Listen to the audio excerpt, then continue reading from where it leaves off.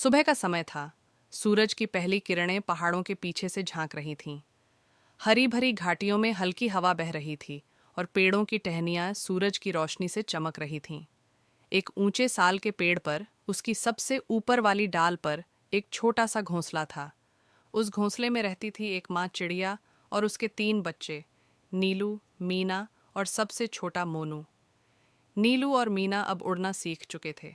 वे हर सुबह आसमान में उड़ते, नई नई जगहें देखते और फिर शाम को लौट आते। लेकिन मोनू, वो घोंसले के किनारे से नीचे झांकने से भी डरता था। मोनू हर रोज़ अपनी माँ से कहता, माँ, मैं नहीं उड़ सकता, नीचे बहुत गहराई है, अगर मैं गिर गया तो। माँ प्यार से कहती, बेटा, जो डर के आगे रुक जाता है वो कभी आसमान नहीं देख पाता।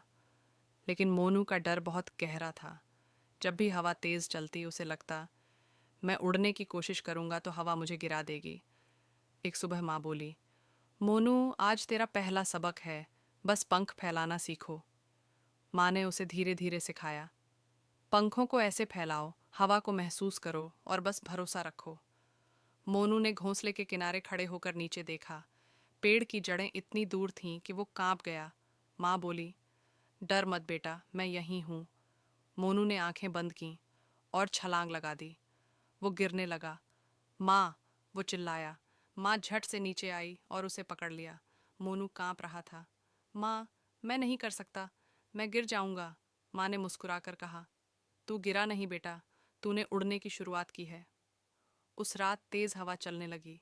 घोंसले की डालियां हिल रही थीं, बादल गरज रहे थे। माँ बोली, सब अंदर रहो, आज बाहर बहुत तूफान है। पर तभी एक तेज हवा चली और घोंसले की एक पतली डाल टूट गई। मोनू उस पर बैठा था और नीचे गिर पड़ा। वो गिरता जा रहा था, नीचे, नीचे।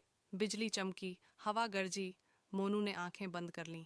उसे माँ की आवाज़ याद आई, डर मत, पंख फैलाओ। उसने डरते हुए अपने छोटे पंख फैलाए और कुछ पल बाद उसने महसूस किया। उसने डरते हुए अपने छोटे पंख फैलाए और कुछ पल बाद उसने महसूस किया, वो गिर नहीं रहा था, वो हवा में तैर रहा था। पहली बार मोनू उड़ रहा था। तेज हवा अब उसे गिरा नहीं रही थी, बल्कि संभाल रही थी। वो आसमान में गोल गोल घूम रहा था। उसके चेहरे पर डर नहीं, मुस्कान थी। अगली सुबह सूरज निकला तो मोनू अब सबसे ऊंचाई पर था। वो अब नीचे नहीं देख रहा था।